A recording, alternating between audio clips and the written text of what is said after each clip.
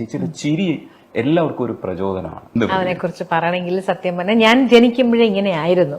എന്റെ അമ്മയുടെ എനിക്ക് ഒരുപാട് വഴക്ക് പണ്ട് കിട്ടിയിട്ടുള്ളത് ഈ ചിരിക്കുന്ന എന്റെ മുഖത്തൊരാളിങ്ങനെ നോക്കിയാൽ ഞാൻ ചിരിക്കും. അത് എന്താണോ എനിക്കറിയില്ല, അത് എന്തുകൊണ്ടാണ് അങ്ങനെ, ഞാൻ അറിയുന്നില്ല ഞാൻ ചിരിക്കുന്നുണ്ടെന്നുള്ളത് എനിക്കറിയുന്നില്ല. അമ്മ പിന്നെ എന്റെ അടുത്ത് പറഞ്ഞ ഇങ്ങനെ അറിയാത്ത ആൾക്കാർ ആരെങ്കിലും മുഖത്ത് നോക്കി കഴിഞ്ഞ് ഇങ്ങനെ നോക്കി ഇങ്ങനെ ചിരിച്ചു കഴിഞ്ഞാൽ പെൺകുട്ടിയല്ലേ ചീത്ത പേര്. അമ്മ എന്നെ ഒരുപാട് വഴക്കുണ്ട്. അപ്പൊ ഞാൻ അതിനുശേഷം എന്റെ തുടക്കകാലത്ത് സ്റ്റേജ് ഷോസ് ഒക്കെ നോക്കിക്കോളൂ, ഞാൻ മനഃപൂർവ്വം ഞാൻ ഇങ്ങനെ നിൽക്കും. കാരണം അമ്മ പറഞ്ഞിട്ട് വഴക്ക് പറഞ്ഞിട്ട് ഇങ്ങനെ ചിരിക്കാൻ പാടില്ല എന്ന് പറഞ്ഞിട്ട്, അപ്പൊ നമ്മുടെ അറിയുന്ന ആൾക്കാരുടെ മുഖത്ത് നോക്കി ചിരിച്ചോ, പക്ഷെ അറിയാത്ത ആൾക്കാരെയൊന്നും നോക്കി ചിരിക്കരുത്, അത് തെറ്റായിട്ട് വ്യാഖ്യാനിക്കപ്പെടണം.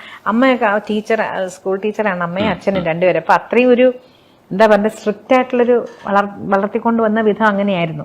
പ്ലേബാക്ക് സിംഗിങ്ങിന് വരുന്നതിന് തന്നെ അമ്മയ്ക്ക് എതിർപ്പായിരുന്നു ആദ്യം പറഞ്ഞത്. സിനിമയോ അയ്യോ എന്താണ് ആ മേഖല എന്ന് പോലും അറിഞ്ഞോടെ ഈ കൊച്ചിനെ അങ്ങോട്ട് കൊണ്ടുപോയി. അപ്പൊ അച്ഛൻ പറഞ്ഞു ഞാൻ കൂടെ ഇല്ലേ, ഞാനല്ലേ കൊണ്ടുപോകേണ്ടത്.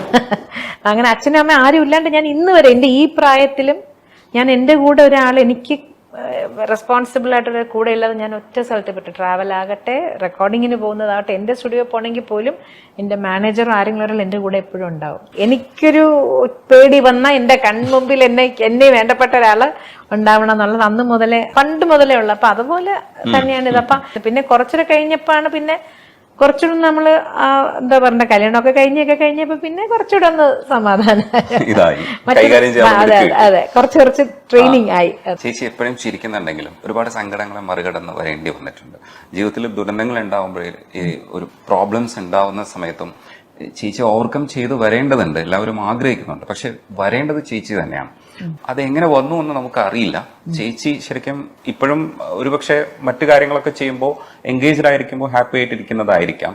ചേച്ചി എങ്ങനെയാണത്, അതെങ്ങനെയാ മനസ്സിലാക്കേണ്ടത്? ഞങ്ങള് സത്യം പറഞ്ഞാല് എല്ലാം കഴിഞ്ഞു, ഇനിയിപ്പം പാട്ടുമില്ല ഒന്നുമില്ല, അങ്ങനെ ഒരു മനസ്സായിരുന്നു എനിക്ക്. ഞാൻ തിരിച്ചു വരുന്ന ഞാൻ പോലും വിചാരിച്ചിട്ടില്ല. എന്നെ തിരിച്ചു കൊണ്ടുവരാൻ ഹെൽപ്പ് ചെയ്ത് ഒരുപാട് പേര്, എനിക്ക് പരിചയമില്ലാത്ത ആൾക്കാർ എനിക്ക് പ്രസാദം പല അമ്പലങ്ങളിൽ വഴിപാട് ചെയ്ത പ്രസാദം, എന്റെ പേരും ഇതുമൊക്കെ വെച്ച് എനിക്ക് എന്തോരം പ്രസാദങ്ങൾ വന്നെന്നറിയാമോ. പിന്നെ എനിക്ക് ഒരു പരിചയമില്ലാത്ത ആൾക്കാർ വരെ വീട്ടിൽ വന്ന് അവരുടെ സങ്കടങ്ങൾ പറഞ്ഞു തന്നു. പിന്നെ ഒരു രേഖ രാമചന്ദ്രൻ എന്നൊരു മാമുണ്ട്, മാമാണ് നമ്പർ 1 ഞാൻ പറയേണ്ടത്. എന്നെ ഏറ്റവും കൂടുതൽ കൗൺസിലിംഗ് ചെയ്തത് മാമാണ്. രേഖ മാം വന്നു, നമ്മുടെ രവീന്ദ്ര മാഷിന്റെ ശോഭ ചേച്ചി എന്നും വന്ന് ഇതുപോലെ കൃഷ്ണന്റെ കഥകൾ തന്നെയാണ് കൂടുതലും പറഞ്ഞു തരുന്നത്. അങ്ങനെ ഒരുപാട് കാര്യങ്ങൾ എനിക്ക് തിരിച്ചറിവുണ്ടാക്കി തന്ന ഒരുപാട് പേരുണ്ട്. അല്ല, നമുക്ക് ആ സമയത്ത് ഒരുപാട് പേര് പറഞ്ഞു തരുമെങ്കിലും അത് പ്രോപ്പറായിട്ടുള്ള രീതിയിൽ നമ്മുടെ തലയിൽ കയറുക എന്നുള്ളതാണ് ഈശ്വരാധീനം. നമുക്ക് അതിനോടൊപ്പം കൂടെ ഒന്നുകൂടെ ചേർത്ത് പറയാനുള്ളത്, ചേച്ചിയുടെ പ്രാർത്ഥന മുമ്പിൽ നിന്ന് ഉള്ളൊരു സ്റ്റൈല് മാറി ഇടയ്ക്ക് ചേച്ചി പറയുമ്പോൾ പ്രാർത്ഥന